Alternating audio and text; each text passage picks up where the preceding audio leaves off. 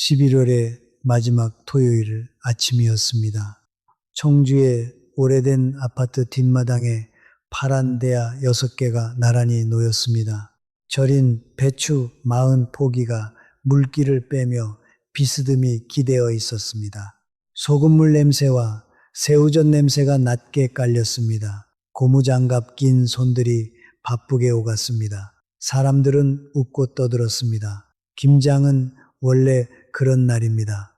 1년에 한 번 온 식구가 마당에 모여 앉아 손을 놀리는 날.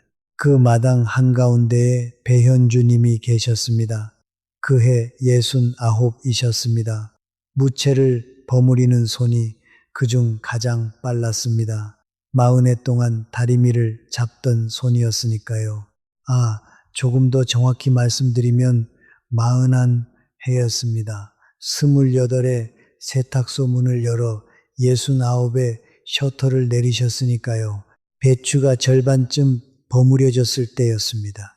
동서가 웃으면서 이런 말을 했습니다. 형님은 평생 남의 옷만 만지고 사셔서 사람 속은 잘 모르시잖아요.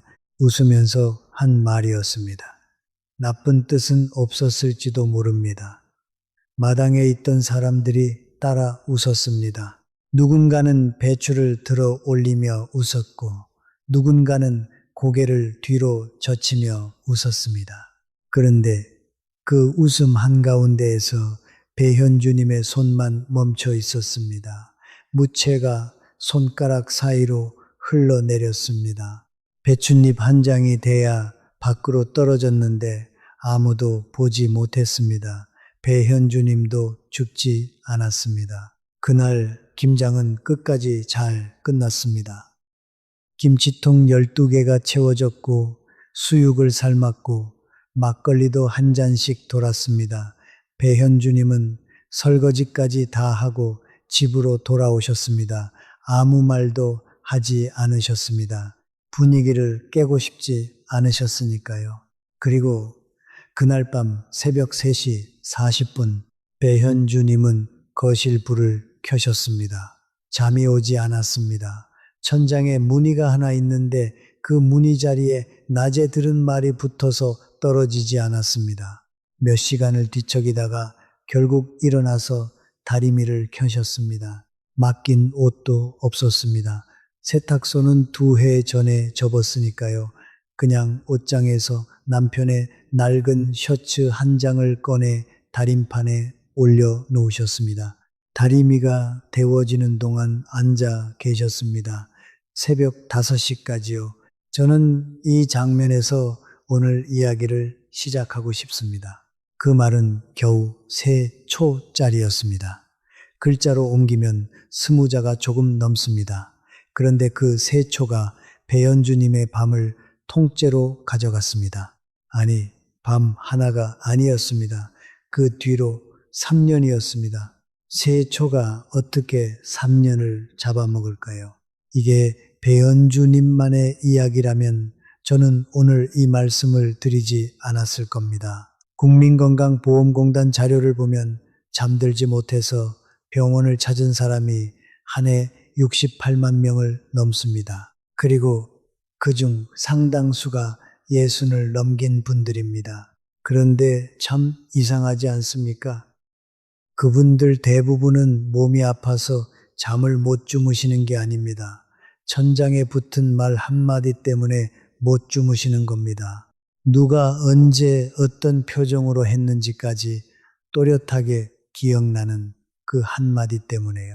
미국 캘리포니아 대학 연구진이 오래전에 아주 인상 깊은 실험을 했습니다. 사람들을 한 명씩 앉혀놓고 간단한 공놀이를 시켰습니다. 처음에는 다들 공을 주고받았습니다. 그러다가 어느 순간부터 그 사람에게만 공이 오지 않게 만들었습니다. 그저 공놀이에서 빠졌을 뿐입니다. 맞은 것도 아니고 욕을 먹은 것도 아닙니다. 그런데 그 순간 사람의 뇌를 들여다보니 놀라운 일이 벌어졌습니다. 몸에 상처가 났을 때 반응하는 바로 그 자리가 똑같이 밝아진 겁니다. 쉽게 말씀드리면 이렇습니다. 누가 나를 슬쩍 빼놓거나 우습게 보면 우리 뇌는 그것을 기분 나쁜 일로 처리하지 않습니다. 다친 일로 처리합니다. 이 실험은 그 뒤로 20해 넘게 여러 나라에서 되풀이됐고 결론은 늘 같았습니다. 그러니까 배현주님이 그날 밤 아프셨던 건 마음이 약해서가 아닙니다. 정말로 아프셨던 겁니다. 멍이 안 보였을 뿐이지요. 여기서 잠깐 여쭤보고 싶은 것이 있습니다. 지금 이 이야기를 들으시면서 어떤 얼굴 하나가 떠오르셨습니까? 떠오르셨다면 그 사람이 그 말을 한 게 언제였습니까? 지난주였습니까? 지난달이었습니까? 아니면 벌써 몇 해가 지났습니까?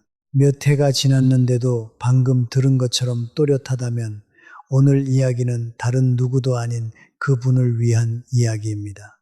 오늘 저는 배현주님이 그날 새벽부터 걸어가신 3년의 길을 따라가 보려고 합니다. 소리 한번 지르지 않고 얼굴 한번 붉히지 않고 그러면서도 2번 다시 그 말에 밤을 빼앗기지 않게 된 사람의 길입니다. 그 길에는 4개의 배움이 있었습니다. 그런데 마지막에 배현주님께 찾아온 것은 5번째 배움이 아니었습니다. 배우지 않았는데 저절로 온 것이 하나 있었습니다. 그것이 오늘 이야기에서 가장 중요한 대목입니다. 그러니 끝까지 함께 해 주시면 좋겠습니다. 먼저 배현주님이 어떤 사람이었는지부터 말씀드려야겠습니다. 현주 세탁 간판에 그렇게 적혀 있었습니다. 청주 시내에서 조금 벗어난 사거리 모퉁이 미용실과 쌀가게 사이에 낀 5평짜리 가게였습니다. 남편분과 둘이 여셨습니다. 남편분은 세탁기와 재봉틀을 맡으셨고 배현주님은 다리미를 맡으셨습니다. 새벽 6시에 셔터를 올리셨습니다. 40년 동안 한 번도 6시 15분에 올린 적이 없다고 하시더군요. 배현주님이 하시던 일이 뭔지 아십니까? 구김을 펴는 일이었습니다. 남의 구김이요. 동네 사람들이 옷을 맡기고 갑니다.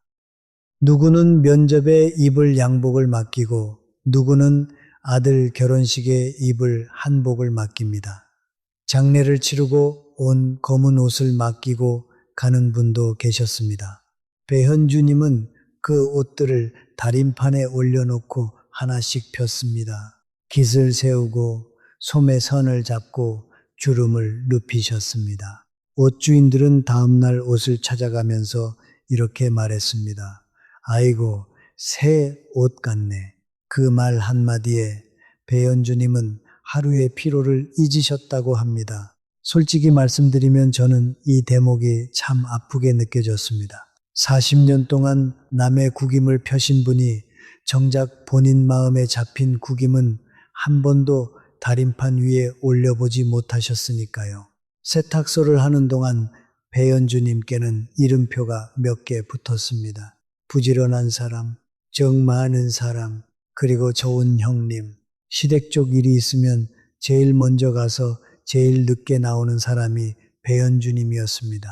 제사 음식은 늘 그 손을 거쳤습니다. 시어머니가 편찮으실 때 병원에 모시고 다닌 것도, 시동생네 아이 둘을 방학마다 데리고 있었던 것도 배현주님이었습니다.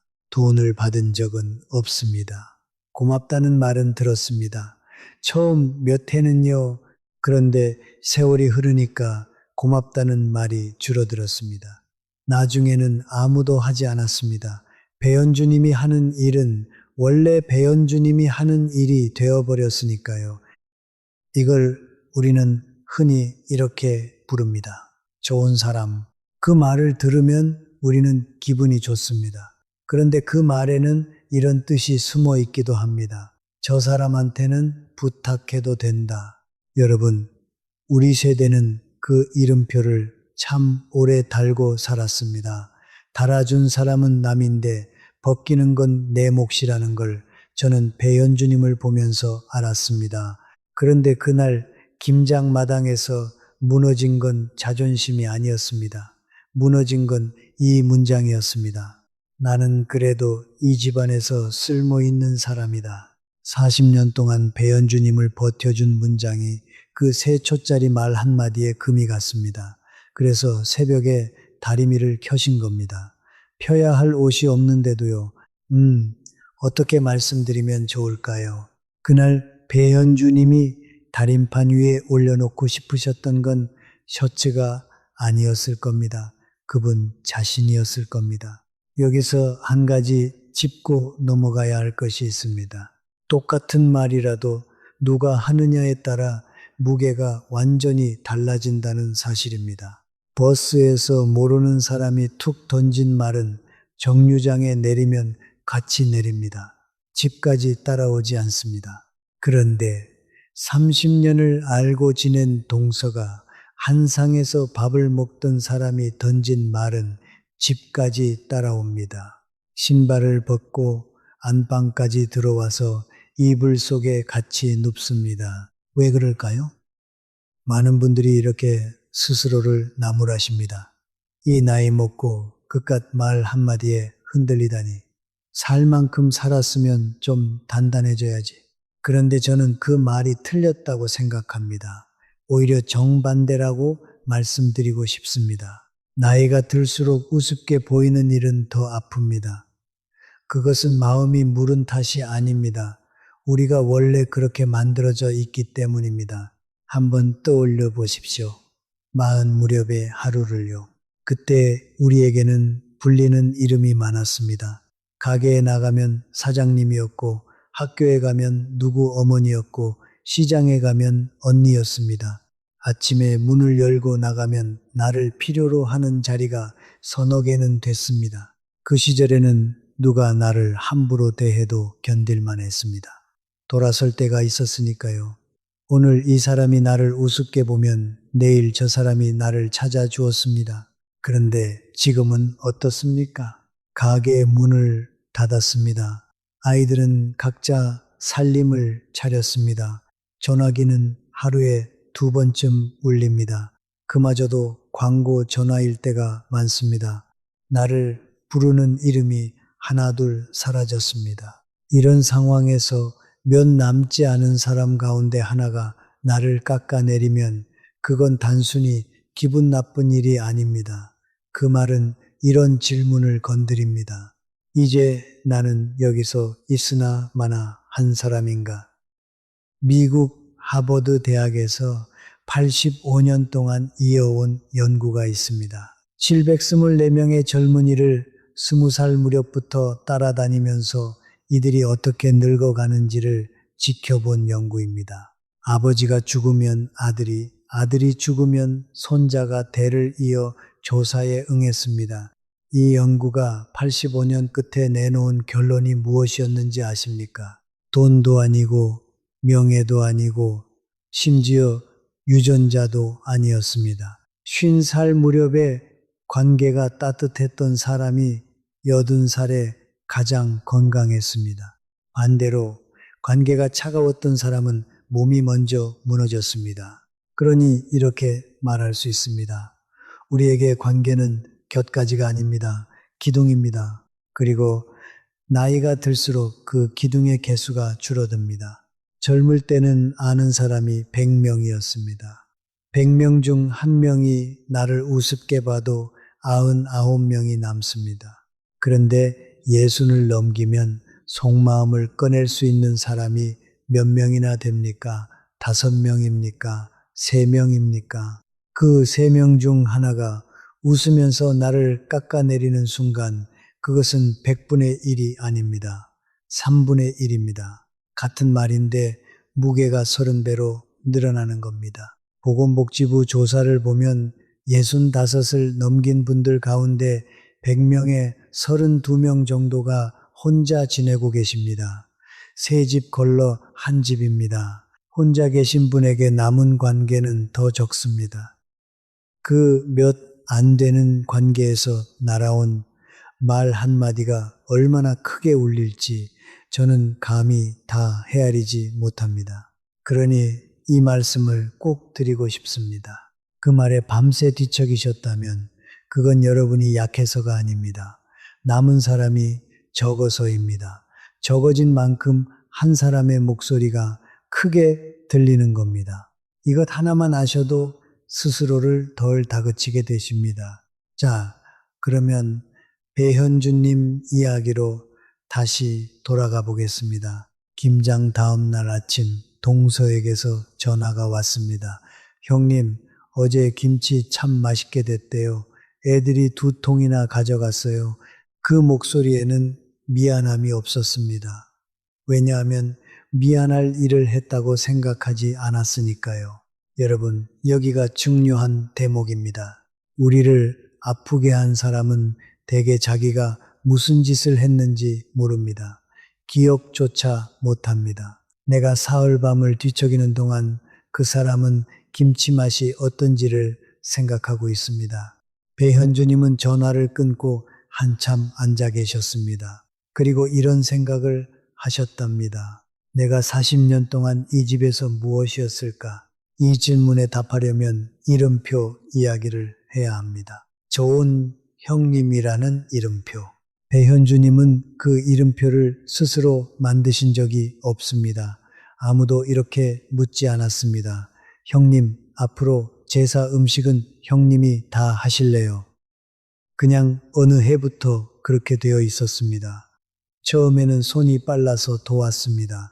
2번째 해에는 안 하면 이상하니까 했습니다. 3번째 해부터는 아무도 묻지 않았습니다. 이름표는 우리 모두에게 그렇게 붙습니다. 그리고 한번 붙으면 떼기가 무섭습니다. 떼는 순간 이런 말을 듣게 되니까요. 형님이 변하셨네. 그러니까 이건 이름표가 아닙니다. 사슬입니다. 좋은 사람이라는 이름의 사슬. 세탁소를 하시던 시절에 이런 일이 있었다고 합니다. 옆 건물 사는 분이 옷을 맡기고는 돈을 안 내고 가셨습니다. 다음번에도 그랬습니다. 3번째부터는 아예 지갑을 꺼내지도 않았습니다. 배현주님이 아무 말도 안 하셨으니까요. 그러다 한 번은 배현주님이 조심스럽게 말을 꺼내셨습니다. 저 그동안 밀린 게 좀 있어서요. 그분이 뭐라고 했는지 아십니까? 아이고, 그깟 몇 푼 가지고 사람 무한하게 밀린 돈은 11달치였습니다. 그깟 몇 푼이 아니었습니다. 그런데 배현주님은 오히려 죄송하다고 하셨습니다. 저는 이 대목에서 정말 안타까웠습니다. 호의를 오래 베풀면 상대는 그것을 고마움으로 기억하지 않습니다. 권리로 기억합니다. 이건 그 사람이 나쁜 사람이라서가 아닙니다. 우리 마음이 원래 그렇게 게으르게 생겼습니다. 매일 뜨는 해에게 아무도 고맙다고 하지 않는 것처럼요. 배현주님의 다리미는 40년 동안 남의 옷을 폈습니다. 그 40년 동안 배현주님의 마음에 잡힌 구김을 펴준 사람은 몇 명이었을까요? 그날 밤 배현주님이 다림판 앞에서 우신 건 동서 때문이 아니었습니다. 40년 동안 아무도 그분의 옷을 다려주지 않았다는 것을 그날 처음 아셨기 때문입니다. 배현주님이 그 말을 듣고 가장 먼저 하신 일이 무엇이었을까요? 참으셨습니다. 우리 세대가 가장 잘하는 일입니다. 참는 것. 배현주님은 스스로에게 이렇게 말씀하셨답니다. 괜찮다. 동서가 원래 말이 좀 그렇다. 내가 넘어가면 된다. 그런데 참 이상합니다. 괜찮다면서 왜 새벽마다 눈이 떠질까요? 넘어갔다면서 왜 그 목소리가 자꾸 재생될까요? 저는 이 말을 이렇게 고쳐 쓰고 싶습니다. 괜찮다는 말은 괜찮다는 뜻이 아닙니다. 괜찮은 척 하겠다는 뜻입니다. 1번 넘어가면 너그러운 겁니다. 10번 넘어가면 습관이 됩니다. 100번 넘어가면 주변 사람들이 아예 잊어버립니다. 이 사람도 아플 수 있다는 사실을요. 배현주님은 그 겨울을 그렇게 보내셨습니다. 낮에는 아무렇지 않았습니다. 장을 보고 반찬을 만들고 손녀 학교 준비물을 사다 놓으셨습니다. 그런데 해가 지면 달라졌습니다. 저녁 8시쯤이면 그 목소리가 돌아옵니다. 형님은 평생 남의 옷만 만지고 사셔서 배현주님은 그 문장을 하루에 몇 번이나 되돌리셨을까요? 본인 말씀으로는 20번이 넘는 날도 있었다고 합니다. 되돌릴 때마다 다른 대답을 준비하셨습니다. 그때 이렇게 말했어야 하는데, 아니, 이렇게 받아쳤어야 하는데, 왜 아무 말도 못했을까? 이것을 되새김이라고 합니다. 소가 여물을 삼켰다가 다시 올려서 씹는 것과 같습니다. 그런데 소는 여물을 씹어서 영양을 얻습니다. 그런데 우리는 무엇을 얻습니까? 아무것도 얻지 못합니다. 여러 나라 연구진이 되풀이해 확인한 결과가 하나 있습니다. 똑같이 기분 나쁜 일을 겪어도 그 일을 머릿속에서 자꾸 되돌려보는 사람은 몸이 원래 상태로 돌아오는데 훨씬 오래 걸립니다. 사건은 한 번이었는데 몸은 20번을 겪는 겁니다. 쉽게 말씀드리면 이렇습니다. 동서는 그 말을 한 번 했습니다. 배현주님은 그 말을 300번 들으셨습니다. 나머지 299번은 배현주님이 직접 들려주신 겁니다.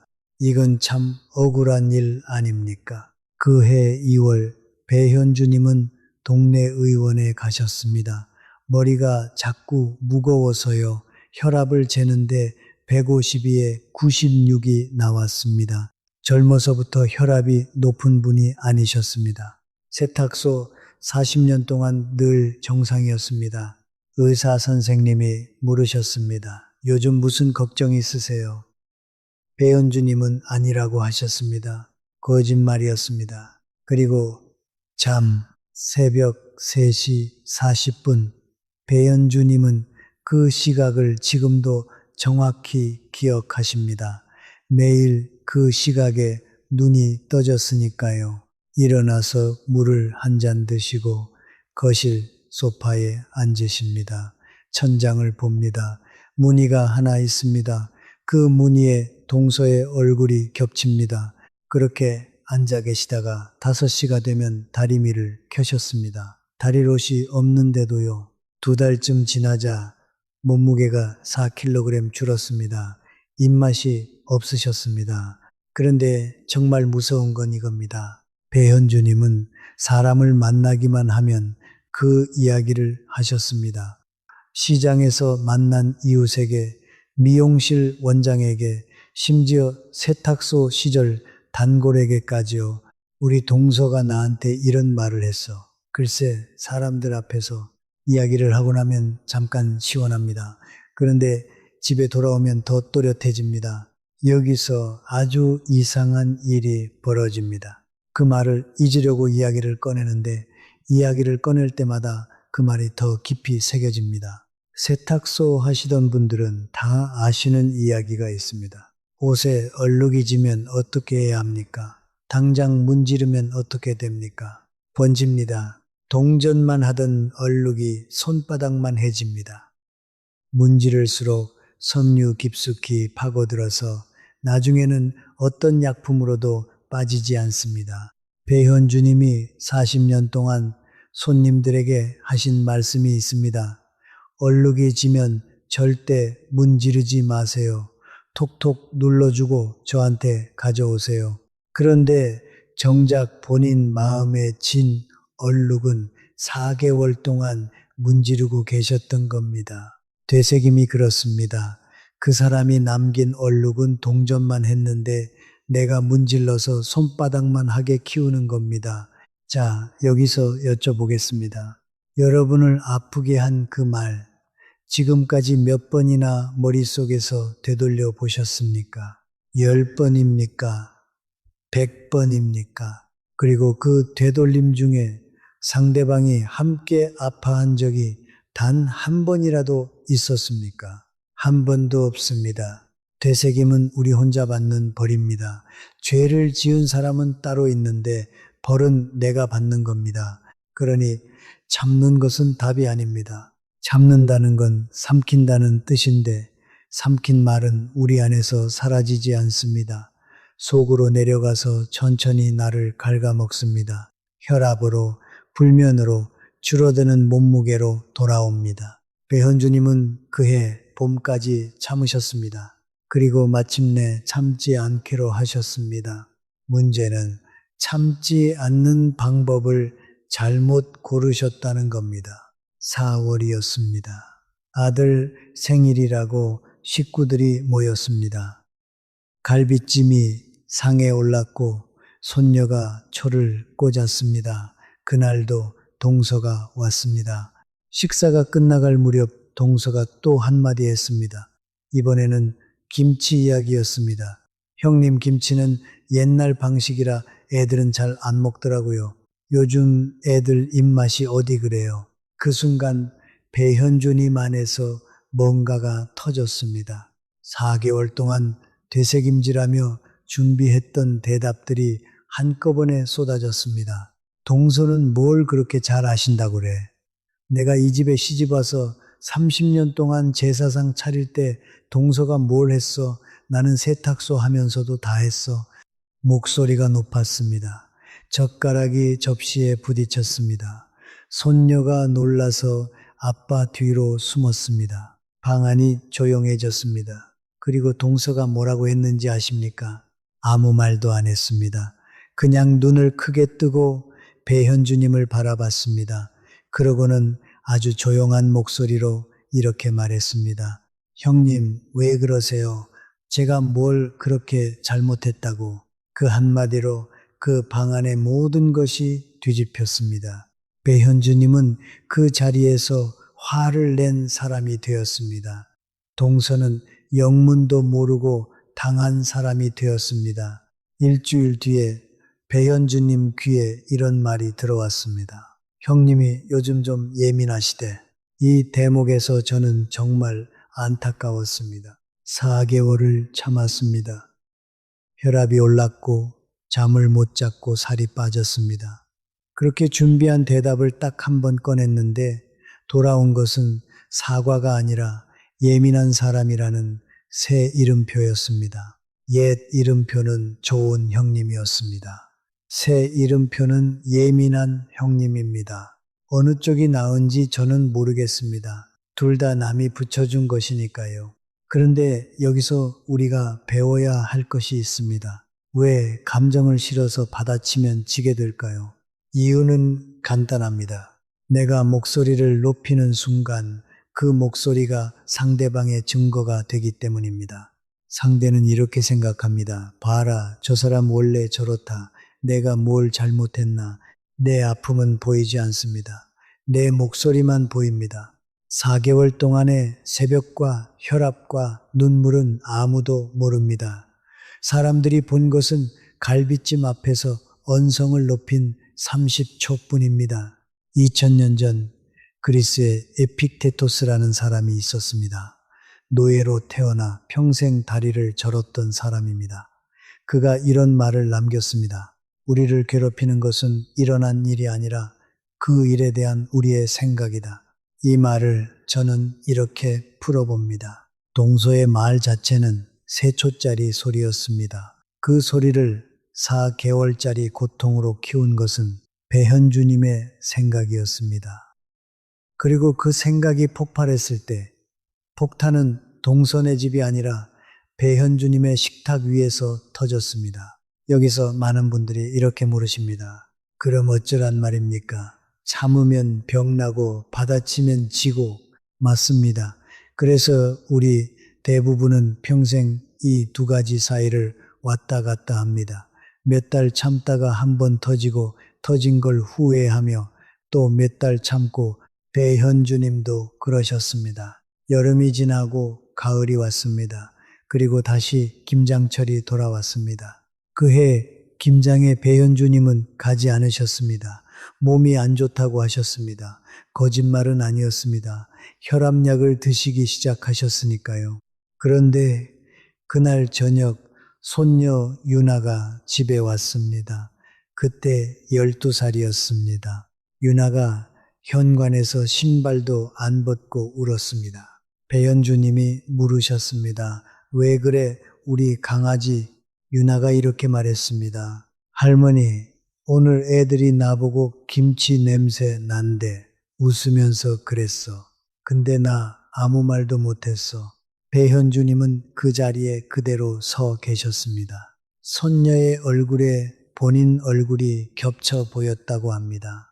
김장마당에서 웃음소리 한가운데 서 있던 69살의 얼굴과 교실에서 웃음소리 한가운데 서 있던 12살의 얼굴이요.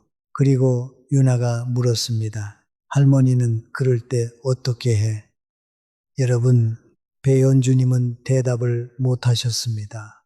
40년 동안 남의 옷 구김을 펴온 사람이 12살 손녀에게 해줄 대답 한 줄이 없었습니다. 그날 밤 배현주님은 다리미를 켜지 않으셨습니다. 대신 서랍에서 세탁물 장부를 꺼내셨습니다. 세탁소 접을 때 마지막까지 못 버린 공책이었습니다. 빈 장에 이렇게 쓰셨습니다. 나는 대답을 못했다. 그 한 줄이 배현주님의 3년을 바꾸었습니다. 그 공책 이야기를 조금만 더 해야겠습니다. 세탁물 장부라는 게 어떤 물건인지 아시는 분이 계실 겁니다. 왼쪽에는 손님 이름과 옷 종류를 적고 오른쪽에는 맡긴 날짜와 찾아간 날짜를 적습니다. 배현주님의 장부에는 30년치 이름이 들어 있었습니다. 김씨 아저씨 양복, 이씨 할머니 두루마기, 사거리 미용실 원장 코트. 그런데 그 장부 어디에도 배현주라는 이름은 없었습니다. 당연합니다.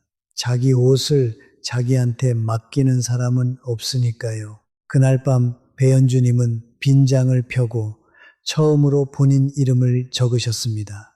그리고 그 아래에 한 줄을 쓰셨습니다. 나는 대답을 못했다. 그 다음 줄에는 이렇게 쓰셨습니다. 유나가 다시 물으면 대답해 줄 것. 저는 이 두 줄이 그 3년의 시작이었다고 생각합니다.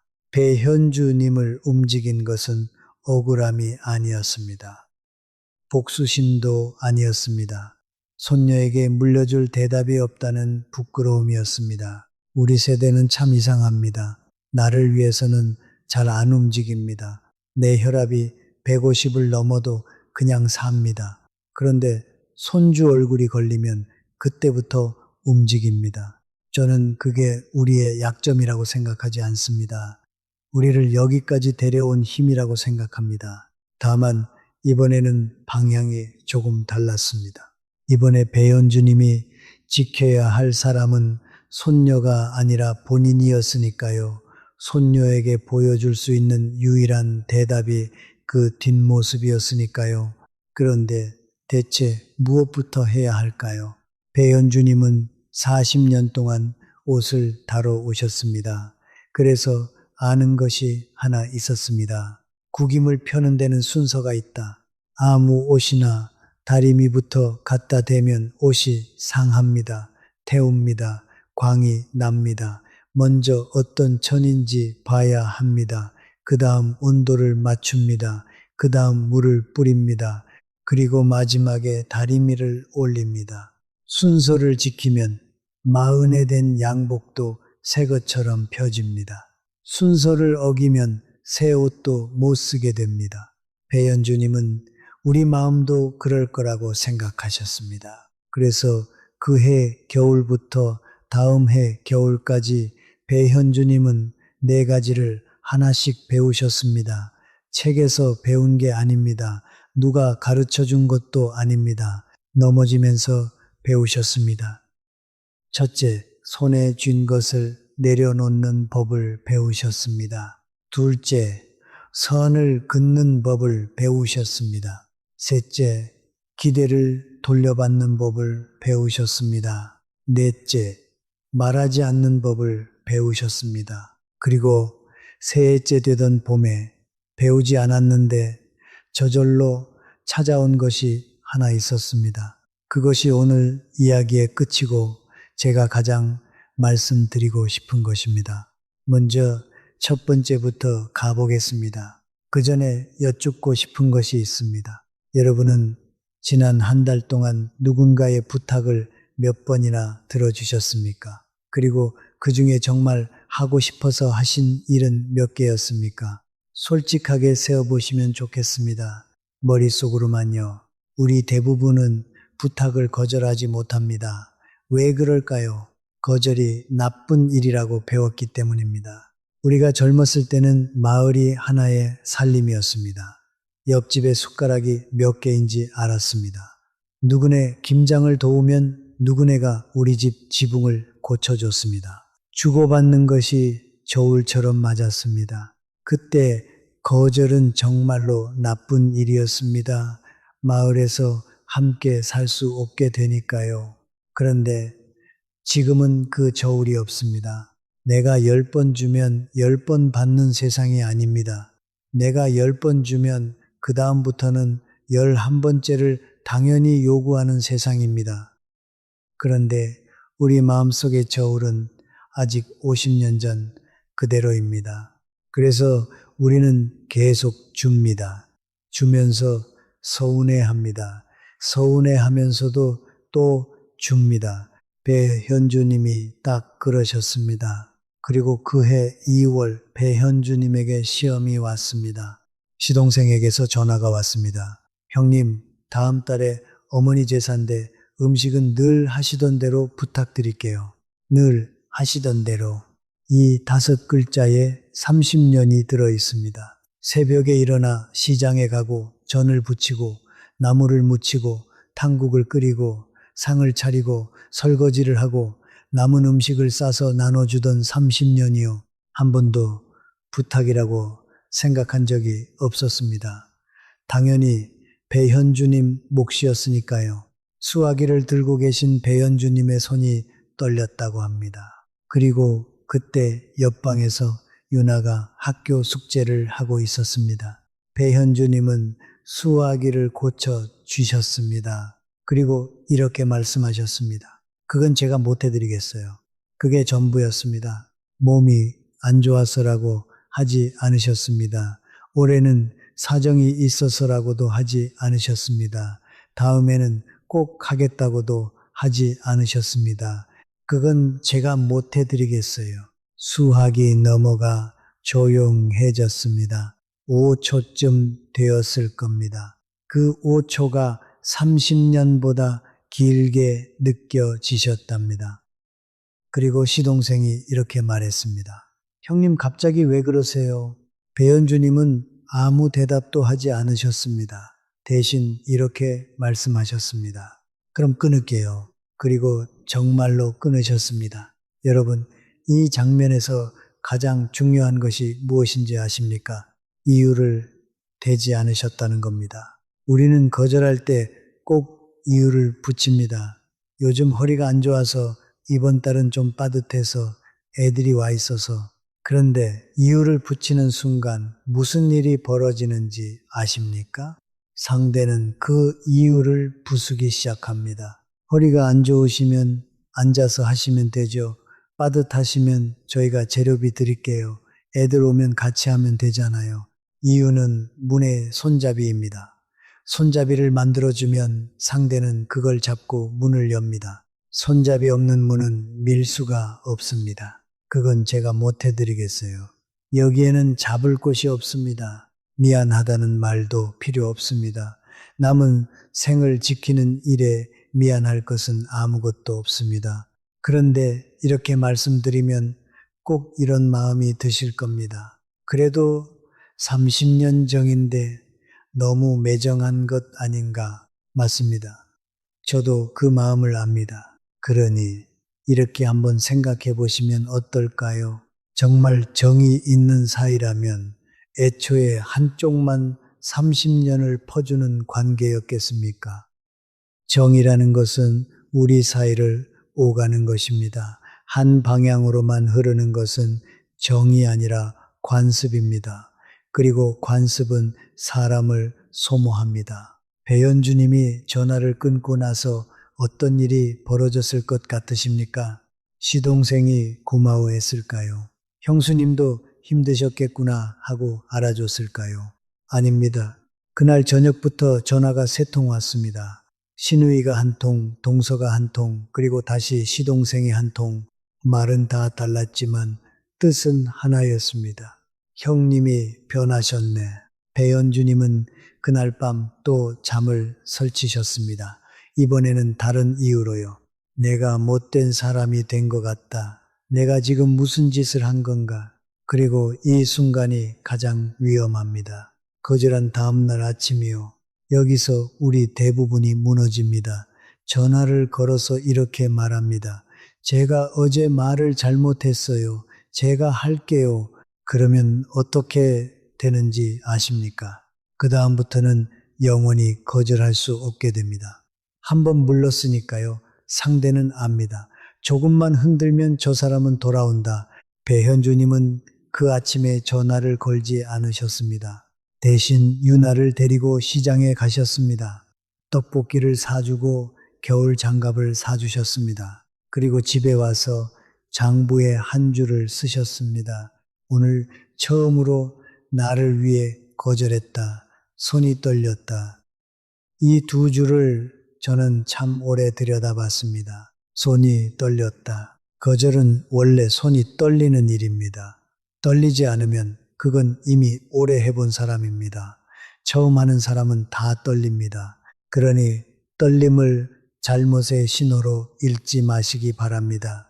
떨림은 처음의 신호일 뿐입니다. 그 해의 제사는 어떻게 됐을까요? 시동생 부부가 음식을 마쳤습니다. 전집에서 전을 사고 반찬 가게에서 나무를 샀습니다. 제사는 무사히 지냈습니다.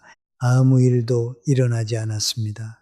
배현주님이 30년 동안 두려워한 그 일, 그러니까 내가 안 하면 이 집안이 어떻게 되나 하는 그 걱정은 실제로는 반나절 만에 해결됐습니다. 우리는 종종 착각합니다. 내가 없으면 안 될 거라고요. 그런데 세상은 되게 잘 굴러갑니다. 내가 빠져도요, 이게 서운한 말씀처럼 들리실 수 있습니다. 그런데 저는 이것이 가장 따뜻한 소식이라고 생각합니다. 내가 빠져도 세상이 굴러간다면 나는 이제 나를 위해 쓸 시간이 생긴 것이니까요. 배현주님은 그 제삿날 저녁에 무엇을 하셨을까요? 목욕탕에 가셨습니다. 혼자서요, 30년 만에 처음으로 제삿날 저녁에 뜨거운 물에 몸을 담그셨습니다. 탕 안에서 눈을 감고 계시는데 눈물이 났다고 합니다. 억울해서가 아니었습니다. 이렇게 쉬운 일이었나 싶어서요. 그런데 호의를 거두었다고 해서 그 말들이 사라지지는 않습니다. 오히려 늘어납니다. 농담이라는 포장지에 쌓여서 옵니다. 웃으면서 오니까 화를 낼 수도 없습니다. 화를 내면 농담도 못 받는 사람이 됩니다. 그해 5월 사촌 조카 결혼식장이었습니다. 패백실 앞 복도에서 동서가 배현주님을 보고 웃으며 말했습니다. 형님, 요즘 편하시죠? 일 안 하시니까. 주변에 몇 사람이 서 있었습니다. 다들 웃었습니다. 작년에 배현주님이었다면 어떻게 하셨을까요? 같이 웃으셨을 겁니다. 입꼬리만 올리고요. 그리고 집에 와서 사흘 밤을 앓으셨을 겁니다. 혹은 4개월을 참았다가 갈비찜 앞에서 터뜨리셨을 겁니다. 그런데 그날 배현주님은 다른 것을 하셨습니다. 3가지를 하셨습니다. 아주 짧은 3가지입니다. 첫째, 손에 들고 있던 것을 내려놓으셨습니다. 그때 배현주님 손에는 종이컵이 들려 있었습니다. 식혜가 담긴 종이컵이요. 그걸 천천히 옆 탁자에 내려놓으셨습니다. 소리 없이요. 이것이 왜 중요한지 아십니까? 손이 움직이고 있으면 마음도 움직입니다. 젓가락질을 하면서 컵을 들면서 배추를 버무리면서 우리는 그 말을 흘려보냅니다. 그리고 흘려보내는 척 하면서 우리 속에 삼킵니다. 동작을 멈추는 순간 공기가 바뀝니다. 상대도 압니다. 아, 이 사람이 멈췄다. 둘째, 상대의 눈을 보셨습니다. 노려보신 게 아닙니다. 그냥 바라보셨습니다.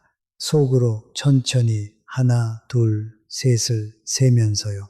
이 3초 동안 웃음소리가 잦아듭니다. 사람들은 이유를 모릅니다. 그런데 뭔가 잘못됐다는 걸 몸으로 압니다. 셋째, 딱 한 문장을 말씀하셨습니다. 방금 하신 말씀 다시 한 번만 들려주시겠어요? 목소리를 높이지 않으셨습니다. 표정도 바꾸지 않으셨습니다. 아주 평범하게 잘 못 들은 사람처럼 물으셨습니다. 그런데 그 자리에서 무슨 일이 벌어졌을까요? 동서가 웃음을 거뒀습니다. 그리고 이렇게 말했습니다. 아니, 별 뜻은 아니고요. 배현주님은 고개를 한번 끄덕이시고 패백실로 들어가셨습니다. 끝이었습니다. 여러분, 여기서 아주 중요한 것을 말씀드리겠습니다. 왜 하필 다시 한번 들려달라는 말일까요? 농담이라는 것은 웃음 위에서만 삽니다. 웃음이 없어지면 농담은 벌거벗은 문장이 됩니다. 방금 하신 말씀을 다시 해보라고 하면 상대는 그 말을 웃음 없이 다시 발음해야 합니다. 형님, 요즘 편하시죠? 일 안 하시니까. 이 문장을 조용한 복도에서 아무도 웃지 않는 가운데 다시 말해야 합니다. 그럴 수 있는 사람은 거의 없습니다. 그래서 상대는 물러섭니다. 아니, 별 뜻은 아니고요. 이것이 선을 긋는다는 것입니다. 선을 긋는 것은 싸우는 것이 아닙니다. 싸움은 상대를 이기려는 것이고 선은 나를 알리는 것입니다. 여기까지는 됩니다. 여기서부터는 안 됩니다. 세탁소에는 표시선이 있었습니다. 다림판 위에 옷을 놓을 때 여기까지만 다리미가 가야 한다는 선이요. 그 선을 넘으면 단추가 녹습니다. 40년 동안 배현주님은 그 선을 한 번도 넘지 않으셨습니다. 그런데 본인 마음에는 선을 그어본 적이 없으셨습니다. 선이 없으면 어떻게 되는지 아십니까? 상대는 어디까지가 괜찮고 어디서부터가 안 되는지 영원히 모릅니다. 아니, 알면서도 모른 척합니다. 선이 없으니까요. 그러니 오늘 이것 하나만 가져가시면 좋겠습니다. 누가 웃으면서 뼈 있는 말을 던지거든 그 웃음에 장단을 맞추지 마십시오. 입꼬리를 올리는 순간 그 문장은 허락을 받습니다. 웃어준 사람이 도장을 찍어준 셈이 되니까요. 대신 손에 든 것을 내려놓으십시오. 젓가락이든 찻잔이든 리모컨이든요. 그리고 상대의 눈을 3초만 보십시오. 그 다음 한 문장만 하십시오. 지금 하신 말씀 무슨 뜻인지 잘 몰라서 여쭙는데요. 혹은 방금 하신 말씀 다시 한 번만 들려주시겠어요? 길게 말할수록 약해집니다. 설명할수록 변명처럼 들립니다. 배현주님은 이 3가지를 어디서 연습하셨을까요? 거울 앞에서요. 세면대 거울 앞에 서서 10번쯤 해보셨답니다. 처음에는 얼굴이 벌개졌습니다. 목소리가 갈라졌습니다. 7번째쯤 되니까 이상한 일이 생겼습니다. 목소리가 저절로 낮아지더랍니다. 낮은 목소리는 힘이 셉니다. 소리를 지르는 사람은 급한 사람입니다. 조용한 사람은 급할 이유가 없는 사람입니다. 이 차이를 상대는 3초 만에 알아챕니다. 그런데 여기서 꼭 짚어야 할 문제가 하나 남습니다. 선을 그을 수 없는 사람이 있습니다. 남이라면 안 보면 됩니다. 전화번호를 지우면 됩니다. 그런데 한 상에서 밥을 먹어야 하는 사람은 어떻게 합니까? 명절마다 마주 앉아야 하는 사람은요. 같은 아파트, 같은 동에 사는 사람은요. 배현주님의 동서가 딱 그런 사람이었습니다. 결혼식장에서 한 번 선을 긋는다고 관계가 끝나지 않습니다. 다음 달에 또 만납니다. 그래서 배현주님이 3번째로 배우신 것이 이것입니다. 관계를 끊을 수 없다면 기대를 끊으십시오. 이 문장을 저는 참 오래 곱씹었습니다. 우리를 가장 오래 아프게 하는 것은 상대의 말이 아닙니다. 상대가 언젠가는 달라질 거라는 우리의 기대입니다.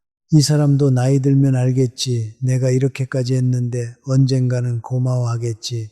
제사를 10번만 더 지내면 미안하다고 하겠지. 그 기대가 매번 배신당합니다. 그리고 우리는 매번 처음처럼 아픕니다. 배현주님이 30년 동안 아프셨던 진짜 이유가 여기 있습니다. 동서가 못 돼서가 아니라 동서가 언젠가는 알아줄 거라고 30년을 믿으셨기 때문입니다. 비 오는 하늘을 향해 그만 좀 내리라고 소리쳐 본 적 있으십니까? 비는 듣지 않습니다. 그런데 우산은 쓸 수 있습니다. 기대를 내려놓는다는 것이 그렇습니다.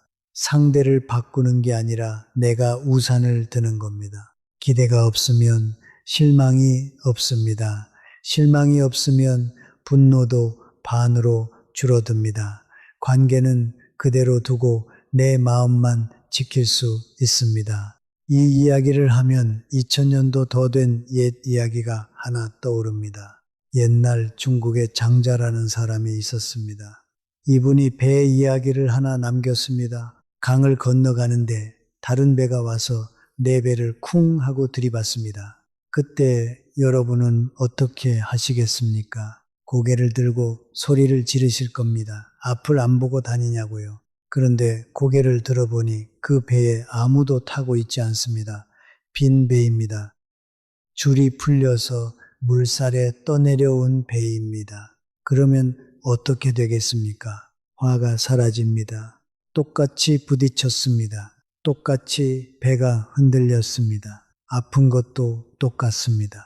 그런데 화는 사라집니다. 왜 그럴까요? 화낼 대상이 없기 때문입니다. 정확히 말하면 그 배가 나를 미워해서 들이받은 게 아니라는 걸 알았기 때문입니다. 장자는 이렇게 말했습니다. 사람이 빈 배처럼 살 수 있다면 누가 그를 해치겠는가? 저는 이 말을 조금 다르게 읽습니다. 나를 들이받은 그 사람을 빈 배로 볼 수 있다면 어떻겠습니까? 동서가 그 말을 한 것은 배현주님을 미워해서가 아닙니다. 그저 자기 물살에 떠밀려 온 겁니다. 자기 인생의 서운함, 자기 나름의 열등감, 자기가 못 가진 것들에 떠밀려서요. 배가 나를 미워한 게 아닙니다. 배는 그냥 떠내려왔을 뿐입니다. 이렇게 보면 그 말이 가벼워집니다. 가벼워진다고 해서 그 말이 옳다는 뜻은 아닙니다. 손은 그대로 그어야 합니다. 다만 그 말을 내 침대까지 데려오지 않게 되는 겁니다. 배현주님은 그해 여름부터 이 연습을 하셨습니다. 동서에게 서운한 말을 들으면 마음속으로 이렇게 말씀하셨답니다. 빈 배다. 그러고는 하던 일을 계속하셨습니다. 처음에는 잘 안 됐습니다. 머리로는 빈 배인데 가슴은 아팠습니다. 그런데 석 달쯤 지나니까 이상한 일이 생겼습니다. 동서의 말을 듣고 집에 와서 그 말을 떠올리는 시간이 줄어들더랍니다. 예전에는 사흘이었는데 하루가 되고 하루가 반나절이 되고 나중에는 저녁 뉴스를 보는 동안 잊어버리게 되셨습니다. 이걸 뭐라고 부를 수 있을까요? 저는 이것을 마음의 방수철이라고 부르고 싶습니다. 세탁소에서는 겨울마다 외투에 방수약품을 뿌립니다. 비가 안 오게 하는 게 아닙니다. 비는 그대로 옵니다. 다만 옷 안으로 스미지 않게 하는 겁니다. 기대를 내려놓는다는 것이 딱 그렇습니다. 그 사람은 그대로입니다. 내년에도 똑같은 말을 할 겁니다. 다만 그 말이 내 속옷까지 젖게 하지는 못합니다. 여기서 한 가지 여쭙고 싶습니다. 여러분이 지금 마음에 품고 계신 그 사람에게 아직도 기대하고 계시는 것이 무엇입니까? 사과입니까? 인정입니까? 아니면 그저 한마디 그동안 고생했다는 말입니까? 만약 그 사람이 죽는 날까지 그 말을 하지 않는다면 여러분은 죽는 날까지 기다리시겠습니까? 기다림도 세월입니다. 그리고 우리에게 남은 세월은 아무에게나 나눠줄 만큼 넉넉하지 않습니다. 이제 네 번째 배움입니다. 배현주님이 가장 늦게, 가장 어렵게 배우신 것입니다. 말하지 않는 법이요. 그런데 여기서 우리가 반드시 구분해야 할 것이 있습니다. 참는 것과 침묵하는 것은 전혀 다른 일입니다. 이 두 가지가 겉으로는 똑같아 보입니다. 둘 다 입을 다물고 있으니까요. 그런데 속을 열어보면 정반대입니다. 참는다는 것은 하고 싶은 말이 목구멍까지 올라왔는데 억지로 밀어넣는 겁니다. 밀어넣은 말은 사라지지 않습니다. 가슴 밑으로 내려가서 쌓입니다. 쌓여서 혈압이 되고 불면이 됩니다. 이건 증거입니다. 그런데 침묵을 고르는 것은 다릅니다. 할 말이 없어서가 아닙니다. 할 말은 있습니다. 다만 저 사람은 내 말을 담을 그릇이 못 된다고 내가 판단한 겁니다. 이건 징계 아닙니다. 선언입니다. 나는 그 사람이 서 있는 자리로 내려가지 않겠다는 선언입니다. 참는 침묵과 고른 침묵. 글자로 보면 한 차이인데 사는 사람에게는 하늘과 땅 차이입니다. 오늘 이 차이 하나만 가슴에 담아 가셔도 충분합니다. 배현주님이 이걸 어디서 깨달으셨는지 아십니까? 다리미 앞에서요. 세탁소를 하실 때 초보 직원이 들어오면 꼭 하는 실수가 있었답니다. 구김이 안 펴지면 그러면 어떻게 될까요? 구김은 안 펴지고 옷감이 눌려서 반들반들해집니다. 광이 납니다. 한번 광이 나면 그 옷은 못 씁니다. 배현주님은 늘 이렇게 가르치셨답니다. 누르지 마, 기다려. 열이 들어가면 저절로 펴져. 힘으로 펴는 게 아니라 열로 펴는 겁니다. 그리고 열이 스며들려면 시간이 필요합니다. 다리미를 옷 위에 가만히 올려놓고 2, 3초를 기다려야 합니다. 그 2, 3초가 침묵입니다. 우리는 그 2, 3초를 못 견딥니다. 그래서 누릅니다. 소리를 지릅니다. 그리고 옷을 망칩니다. 여름이 지나고 그해 추석이 왔습니다. 차례를 지내고 온 식구가 거실에 앉아 과일을 먹고 있었습니다. 텔레비전에서는 씨름 중계가 나오고 있었습니다. 그때 동서가 유나를 보면서 말했습니다. 유나야, 너는 커서 할머니처럼 살지 말고 공부 열심히 해라. 웃으면서 한 말이었습니다. 거실이 조용해졌습니다. 이번에는 아무도 웃지 않았습니다. 아들이 어머니를 쳐다봤습니다. 며느리가 숨을 삼켰습니다. 배현주님은 사과를 깎고 계셨습니다. 칼이 멈췄습니다. 그리고 아무 말도 하지 않으셨습니다. 1초, 2초, 3초, 4초. 거실이 얼마나 조용했는지 시계 초침 소리가 들렸다고 합니다. 배현주님은 사과 한 조각을 마저 깎아서 유나 앞 접시에 놓으셨습니다. 그 다음 조각은 아들에게, 그 다음 조각은 며느리에게 놓으셨습니다. 동서 앞에는 놓지 않으셨습니다. 접시를 들고 부엌으로 들어가셨습니다. 물소리가 났습니다. 거실에서는 아무도 말을 하지 않았습니다. 그리고 잠시 후 동서가 부엌으로 따라 들어와서 이렇게 말했다고 합니다. 형님, 제가 말이 좀 심했죠. 배현주님은 뒤도 돌아보지 않고 이렇게만 대답하셨습니다. 과일 더 드세요. 저는 이 장면이 이 이야기 전체에서 가장 강한 장면이라고 생각합니다. 배현주님은 한마디도 반박하지 않으셨습니다. 목소리를 높이지도 않으셨습니다. 그런데 그 방 안에서 가장 큰 소리를 낸 사람은 배현주님이었습니다. 침묵이 무서운 까닭이 여기 있습니다. 무례한 말은 상대의 반응을 먹고 삽니다. 내가 화를 내면 그 말은 힘을 얻습니다. 내가 눈물을 보이면 그 말은 더 커집니다. 내가 변명을 하면 그 말은 사실이 되어 버립니다. 그런데 아무 반응도 주지 않으면 그 말은 갈 곳이 없어집니다. 허공을 떠돌다가 결국 그 말을 뱉은 사람에게 돌아갑니다. 그날 밤 그 말이 누구의 천장에 붙어 있었을까요? 배현주님의 천장이 아니었습니다. 여기서 200년쯤 거슬러 올라가 보겠습니다. 추사 김정희 선생을 아실 겁니다. 글씨로 유명한 분이지요. 이분이 예순을 앞두고 제주도로 유배를 가셨습니다. 정치 싸움에서 밀린 겁니다. 9회를 그 섬에서 사셨습니다. 유배라는 것이 어떤 것인지 아십니까? 가시나무로 집을 둘러싸 놓고 그 안에서만 살게 하는 겁니다. 마당 밖으로 나갈 수 없습니다. 그런데 몸을 가두는 것보다 더 견디기 힘든 것이 있었습니다. 사람들이 등을 돌리는 것이었습니다. 한양에서 함께 술을 마시던 벗들, 글씨를 받아가던 사람들, 스승이라 부르던 제자들이 하나둘 편지를 끊었습니다.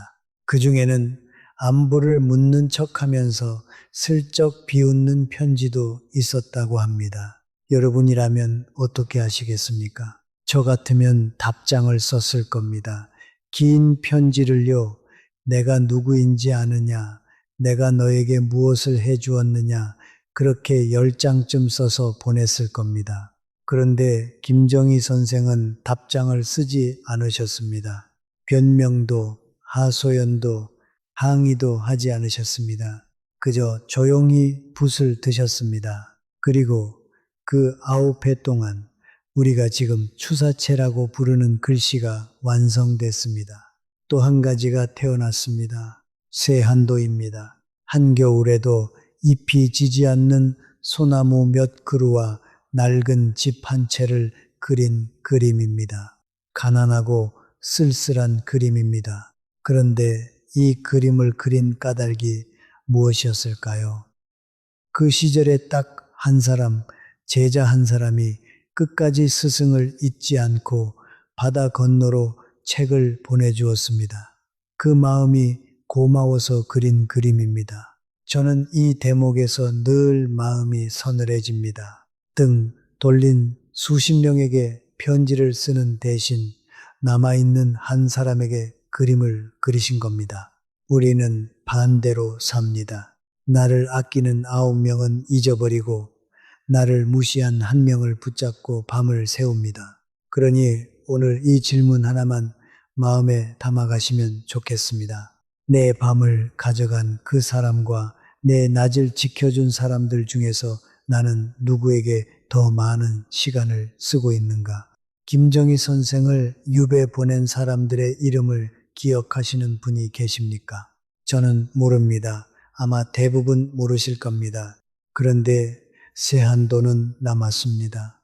200년이 지나서 이렇게 여러분과 제가 그 이야기를 하고 있습니다. 변명하지 않은 사람이 이깁니다. 왜냐하면 변명은 이런 뜻이기 때문입니다. 나는 지금 흔들리고 있다. 배현주님이 그 추석날 부엌에서 물을 트신 것도 같은 이치였습니다. 말을 안 하신 게 아닙니다. 물소리로 말씀하신 겁니다. 나는 지금 그 말에 내어줄 대답이 없다. 그리고 이것이 바로 상대에게서 주도권을 빼앗아오는 방법입니다. 무례한 말을 던진 사람은 다음 대사를 준비하고 있습니다. 내가 화를 내면 뭐라고 받아칠지, 내가 울면 어떻게 달랠지 다 준비해 놨습니다. 그런데 아무 말도 안 하면 그 준비가 다 쓸모없어집니다. 그 사람은 그때부터 혼자서 생각하기 시작합니다. 내가 말을 심하게 했나? 사람은 침묵 앞에서 자기 말을 다시 듣습니다. 우리도 마찬가지입니다. 그러니 앞으로는 이렇게 해보십시오. 무례한 말을 들으면 즉시 대답하지 마십시오. 속으로 하나, 둘, 셋을 세십시오. 그리고 그 사람의 눈을 조용히 바라보십시오. 그 3초의 침묵이 10문장짜리 반박보다 강합니다. 말은 입으로만 하는 게 아닙니다. 다만 여기서 오해하지 않으셨으면 좋겠습니다. 침묵은 도망이 아닙니다. 아파서 말을 못하는 침묵과 굳이 말하지 않기로 고른 침묵은 다릅니다. 앞의 것은 겨울에 잎이 다 떨어진 나무입니다. 뒤에 것은 세한도의 소나무입니다. 같은 겨울을 나는데 하나는 벌거벗었고 하나는 푸릅니다. 차이는 뿌리입니다. 우리 뿌리는 무엇으로 만들어질까요? 이제 그 이야기를 할 차례입니다. 배현주님이 배우지 않았는데 저절로 얻으신 5번째. 오늘 이야기의 끝입니다. 그 겨울 배현주님께 작은 일이 하나 생겼습니다. 아파트 아래층에 혼자 사시는 분이 계셨습니다. 여든이 넘으셨는데 손이 떨리셔서 바느질을 못하셨습니다. 어느 날 승강기에서 그분이 이렇게 말씀하셨답니다. 이 코트 단추가 떨어졌는데 버려야 하나 봐요. 배현주님이 그 코트를 받아오셨습니다. 그리고 그날 저녁에 단추를 다셨습니다. 15분 걸렸습니다. 다음 날 그 코트를 돌려드렸더니 그분이 우셨다고 합니다. 단추 하나 때문에요. 며칠 뒤에 또 한 분이 찾아오셨습니다. 바짓단이 뜯어졌다고요. 그 다음 주에는 손녀 교복 치마를 줄여 달라는 이웃이 왔습니다. 그해 봄 배현주님은 아파트 경로당 한쪽에 재봉틀을 하나 놓으셨습니다. 세탁소 접을 때 못 버리고 창고에 넣어뒀던 그 재봉틀이요.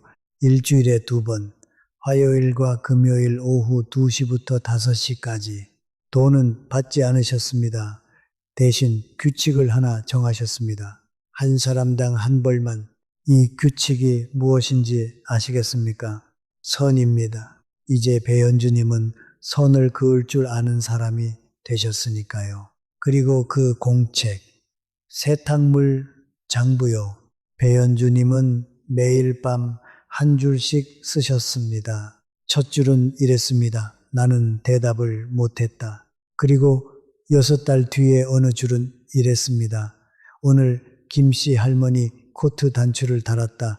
5알을 다 바꿨다. 거창한 게 아닙니다. 아주 사소한 것들입니다. 그런데 우리 마음이란 참 묘합니다. 공책의 줄이 쌓일수록 동서 이야기를 하는 횟수가 줄어들었습니다. 예전에는 누구를 만나든 첫 마디가 그 이야기였습니다. 우리 동서가 나한테 이런 말을 했어. 그런데 어느 날부터 첫 마디가 달라졌습니다. 오늘 재봉틀 실이 자꾸 끊어져서 애먹었어. 이게 무슨 뜻인지 아시겠습니까? 배현주님 머릿속 자리가 바뀐 겁니다. 옷장을 한번 떠올려 보십시오. 우리 집 옷장에는 옷걸이가 몇 개나 있습니까? 20개쯤 될까요? 그런데 10년 동안 한 번도 안 입은 옷이 그 옷걸이를 차지하고 있으면 어떻게 됩니까? 새 옷을 걸 자리가 없습니다. 미움이 딱 그렇습니다. 나를 무시한 그 사람의 얼굴이 내 머릿속 옷걸이 하나를 차지하고 있습니다. 아침에도 밥 먹을 때도 잠들기 전에도 거기 걸려 있습니다. 그 사람은 지금 무엇을 하고 있을까요? 편하게 자고 있습니다. 아침에 밥을 먹고 텔레비전을 봅니다. 자기가 무슨 말을 했는지도 잊었습니다. 그 사람은 내 옷장을 공짜로 쓰고 있는데 나는 그 옷걸이 하나 때문에 새 옷을 못 겁니다. 이게 얼마나 억울한 일입니까? 누군가를 미워한다는 것은 밉다는 이름으로 우리가 하루 종일 그 사람을 생각하는 일입니다. 세상에서 가장 손해보는 짝사랑입니다. 그런데 여기서 많은 분들이 이렇게 말씀하십니다. 머리로는 알겠는데 마음이 안 따라준다. 잊으려고 하면 더 생각난다. 맞습니다. 그 말씀이 맞습니다. 미움은 지우개로 지워지지 않습니다. 지우려고 문지르면 오히려 번집니다. 얼룩과 똑같습니다. 그러면 어떻게 해야 할까요? 지우는 게 아닙니다. 거는 겁니다. 그 옷걸이에 다른 것을 걸어야 합니다. 배현주님은 그 옷걸이에 무엇을 거셨을까요? 화요일 오후에 재봉틀 소리, 김씨 할머니의 코트 단추 5알, 유나의 교복 치맛단, 공책의 한 줄, 그리고 아침 6시에 걷기. 세탁소를 하시던 40년 동안 배현주님은 새벽 6시에 셔터를 올리셨습니다. 그 시간에 일어나는 몸이 그대로 남아 있었습니다. 그래서 그 시간에 걸으셨습니다. 무심천 두 끼를요. 처음에는 20분, 나중에는 50분. 이렇게 말씀드리면 너무 소박해서 실망하실지도 모르겠습니다. 무슨 대단한 비법이 나올 줄 아셨는데 고작 단추 달기와 아침 걷기라니. 그런데 여러분, 저는 이것이 대단한 비법이라고 생각합니다. 우리 인생을 채우는 것은 큰 사건이 아닙니다. 화요일 오후 2시에 갈 데가 있다는 것, 내일 아침에 걸을 길이 있다는 것, 오늘 밤 공책에 쓸 한 줄이 있다는 것, 그것이 뿌리입니다. 뿌리가 깊은 나무는 바람이 불어도 흔들리지 않습니다. 바람이 안 불어서가 아닙니다. 흔들릴 이유가 없어서입니다. 그런데 여기서 우리 마음이 한번 걸립니다. 내 하루를 나를 위해 채우라니 그게 그렇게 어려운 일일까 싶으시겠지만 우리 세대에게는 정말 어려운 일입니다. 한번 생각해 보십시오. 우리가 자랄 때 밥상에서 제일 좋은 것은 누구 앞에 놓였습니까? 우리 몫이 아니었습니다. 우리가 젊었을 때 월급을 타면 그 돈은 어디로 갔습니까? 아이들 학원비로, 시부모님 약값으로, 형제 결혼 자금으로 갔습니다. 우리 세대는 내 것을 챙기면 이기적인 사람이 된다고 배웠습니다. 내 몫을 말하면 염치 없는 사람이 된다고 배웠습니다. 그래서 지금도 그렇습니다. 경로당에서 나눠주는 떡을 하나 더 집으면 손이 부끄럽고 자식 앞에서 어디가 아프다고 말하는 것이 미안합니다. 우리는 평생 남의 옷을 다려온 사람들입니다. 배현주님만 그런 것이 아닙니다. 논에서, 공장에서, 시장 좌판에서, 사무실 책상에서 우리 모두 그렇게 살았습니다. 그러니 어느 날 갑자기 내 하루를 나로 채우라고 하면 손이 떨리는 게 당연합니다. 거절할 때 손이 떨렸던 배현주님처럼요. 그런데 저는 이렇게 말씀드리고 싶습니다. 그 시절에 우리가 참았던 것은 옳았습니다. 그 참음으로 자식이 학교에 갔고 집이 지어졌고 나라가 일어섰습니다. 우리 세대는 부끄러울 것이 하나도 없습니다. 다만 이제는 순서가 바뀌었을 뿐입니다. 그때는 우리가 참아야 식구가 살았습니다. 지금은 우리가 참으면 우리만 아픕니다. 참음의 값이 달라진 겁니다. 그러니 오늘부터는 이렇게 생각해 보시면 어떨까요? 내 하루를 나로 채우는 것은 이기적인 일이 아닙니다. 우리가 평생 미뤄둔 몫을 이제야 찾아 쓰는 일입니다. 그 몫에는 돈이 들지 않습니다. 배현주님이 쓰신 것은 창고에 있던 낡은 재봉틀 하나와 세탁물 장부 한 권이었습니다. 새로 사신 것은 실 한 타래 뿐이었습니다. 우리 집 서랍에도 그런 것이 하나쯤 있습니다. 10년째 안 꺼낸 뜨개바늘, 먼지 앉은 붓, 접어둔 등산화. 그것을 꺼내는 데는 돈이 아니라 마음 한번 먹는 일이 필요할 뿐입니다. 그런데 이것이 그냥 좋은 말일까요? 아닙니다. 몸으로 확인할 수 있는 이야기입니다. 미국 위스콘신 대학에서 오래전부터 이어온 연구가 하나 있습니다. 용서를 훈련으로 가르칠 수 있는가? 이런 질문에서 시작된 연구였습니다. 사람들에게 8주 동안 한 가지를 연습시켰습니다. 나를 아프게 한 사람을 억지로 좋아하라는 게 아니었습니다. 그 사람에게 묶여있는 내 마음을 하나씩 풀어보라고 했습니다.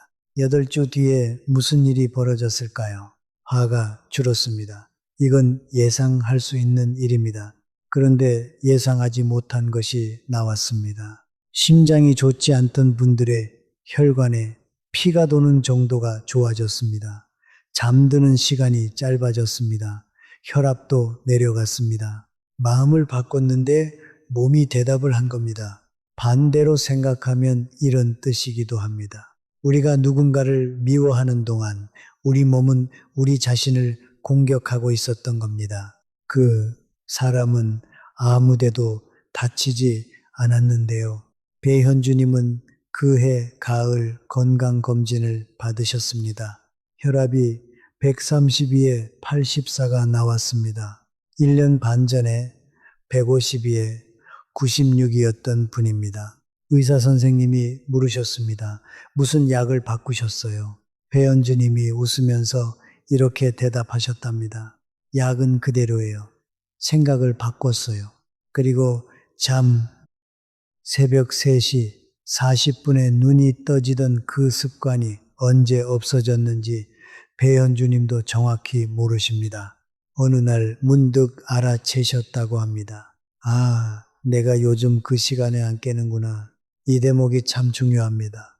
배현주님은 동서를 용서하려고 애쓰신 적이 없습니다.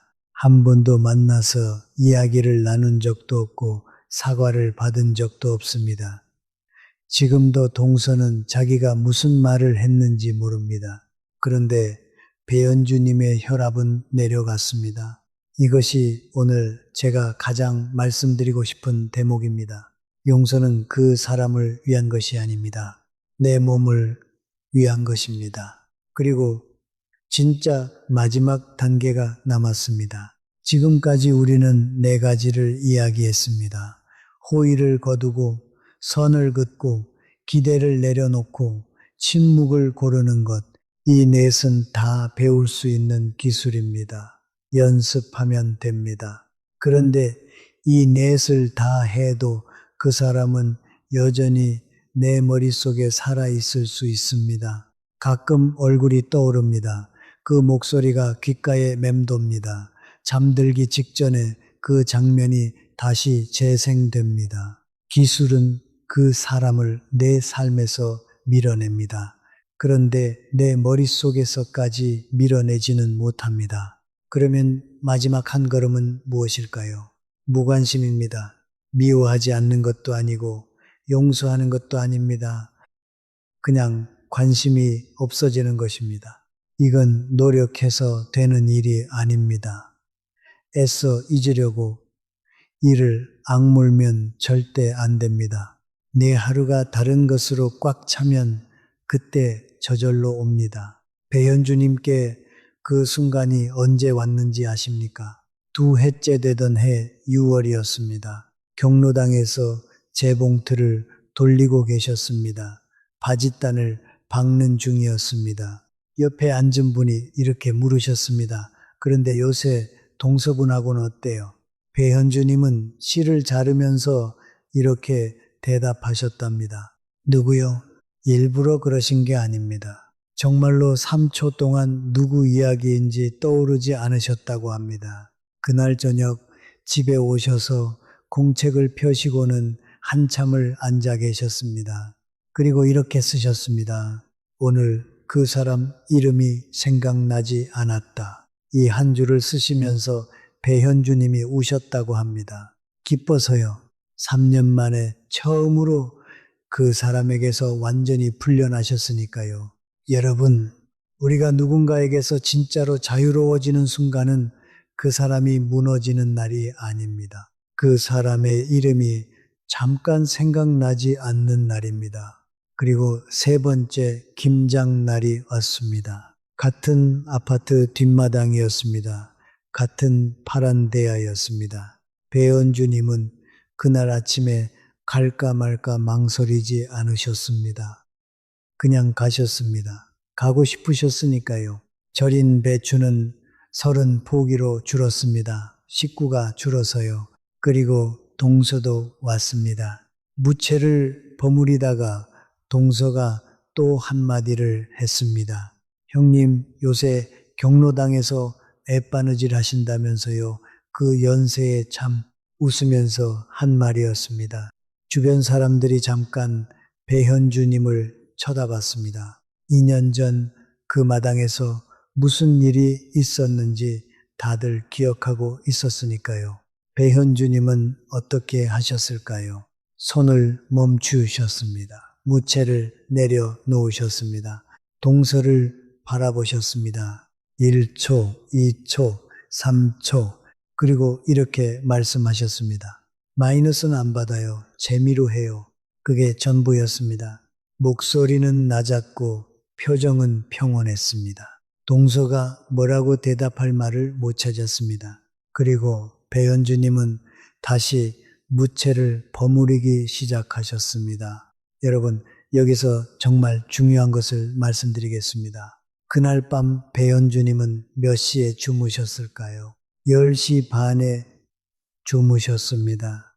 아침 6시에 일어나서 무심천 둑길을 50분 걸으셨습니다. 그 말을 다시 떠올리신 적은 단 한 번도 없었습니다. 2년 전에는 3초짜리 말 한마디가 3년을 가져갔습니다. 이번에는 3초짜리 말 한마디가 3초 만에 끝났습니다. 무엇이 달라진 걸까요? 동서가 달라졌습니까? 아닙니다. 동서는 똑같습니다. 내년 김장에도 아마 비슷한 말을 할 겁니다. 달라진 것은 그 말이 들어와 앉을 자리였습니다. 2년 전 배현주님의 마음에는 빈 옷걸이가 많았습니다. 그래서 그 말이 걸릴 자리가 있었습니다. 지금은 그 자리에 화요일 오후에 재봉틀이 걸려 있고 김씨 할머니의 코트가 걸려 있고 아침 둑길이 걸려 있습니다. 빈 자리가 없으면 아무것도 못 겁니다. 그해 겨울 유나가 다시 물었습니다. 그때는 중학교 2학년이 되어 있었습니다. 키가 배현주님보다 커졌습니다. 유나가 이렇게 말했습니다. 할머니, 나 오늘 학교에서 어떤 애가 나한테 좀 그런 말을 했는데 배현주님은 하던 설거지를 멈추고 손을 닦으셨습니다. 식탁에 마주 앉으셨습니다. 그리고 2년 전에 대답하지 못했던 그 질문에 대답하셨습니다. 무슨 말을 하셨을까요? 3가지를 말씀하셨습니다. 첫째, 같이 웃지 마라. 웃어주면 그 말이 괜찮은 말이 된다. 둘째, 손에 든 걸 내려놓고 셋을 세라. 그리고 그 아이 눈을 보면서 따뜻한 멋만 물어라. 방금 뭐라고 했어? 셋째, 그 다음에는 내 일을 해라. 그 아이가 사과하든 안 하든 상관없다. 집에 와서 그 말을 100번 되돌리지만 마라. 되돌릴 시간에 좋아하는 걸 해라. 유나가 물었습니다. 그러면 그 애가 미워지지 않아? 배현주님은 이렇게 대답하셨습니다. 미워질 거야. 처음엔. 그런데 네가 좋아하는 걸 계속하면 어느 날 그 애 이름이 생각 안 나는 날이 와. 할머니가 해봐서 알아. 저는 이 대목에서 손이 멈췄습니다.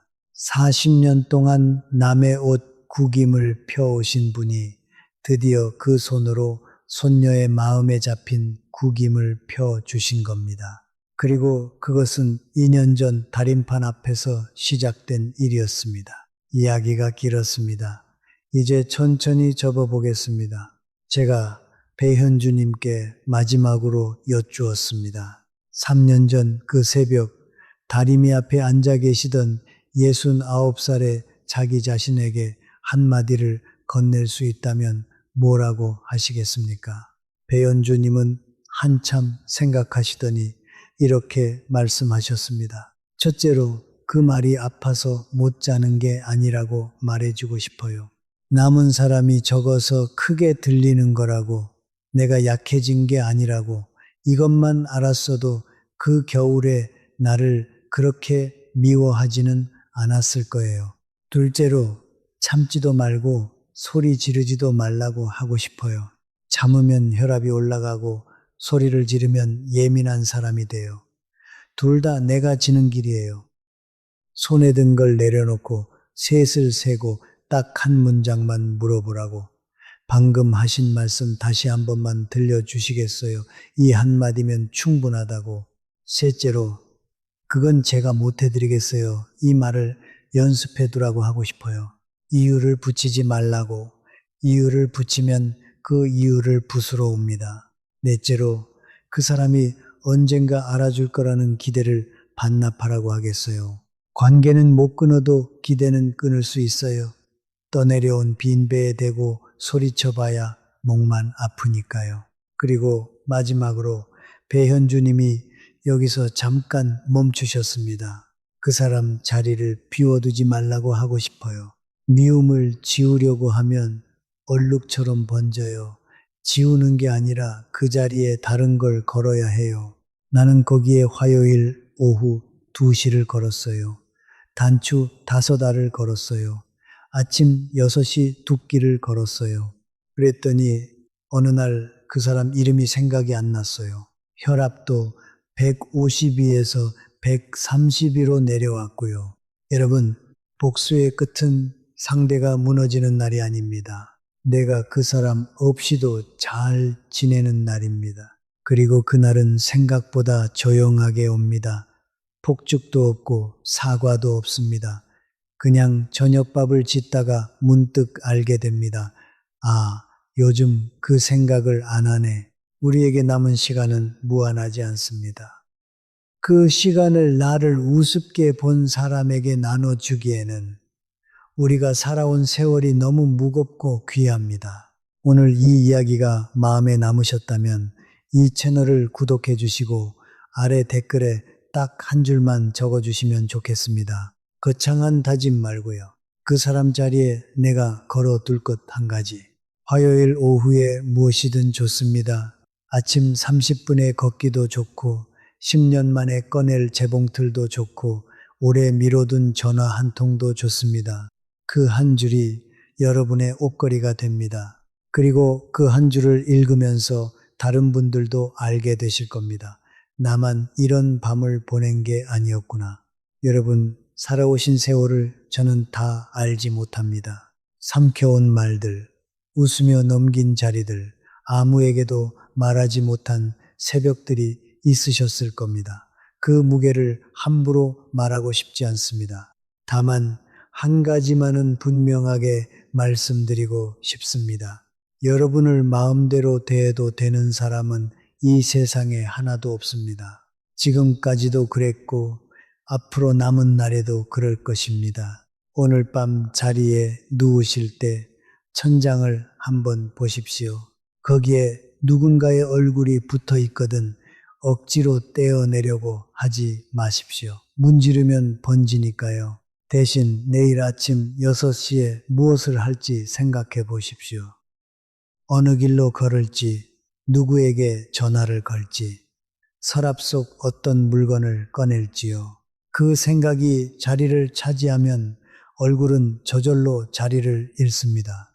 40년 동안 남의 구김을 펴온 손이 있었습니다. 이제 그 손이 자기 옷을 다립니다. 여러분의 다리미도 오늘 밤부터는 여러분 옷 위에 놓이기를 바랍니다. 그리고 내일 아침 여러분이 눈을 뜨셨을 때 천장이 아주 조용하기를 바랍니다. 여기까지 함께 걸어주셔서 고맙습니다.